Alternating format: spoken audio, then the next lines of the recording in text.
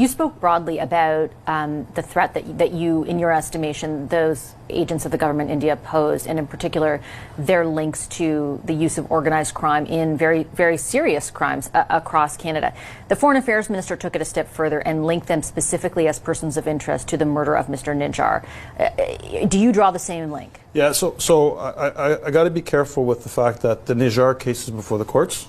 And when we came out on Thanksgiving Day, it was really, and we've said this all along, there has always been a separate and distinct investigation on the involvement of government of India in criminality in Canada, and that's when we came out that was specific to that and nothing to do with the Nijjar case, which is before the courts.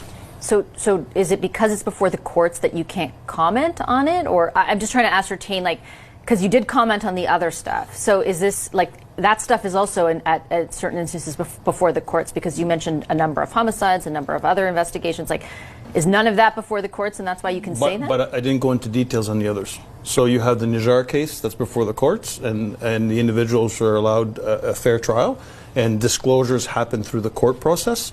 The others, when we talked about other homicides, extortion, coercion, harassment, we've spoke broadly but did not get into the details because there's still ongoing investigations. So when it comes to the Nijjar case, because we did speak about this last time, you know, the criminality that's already been exposed or alleged criminality was already being investigated.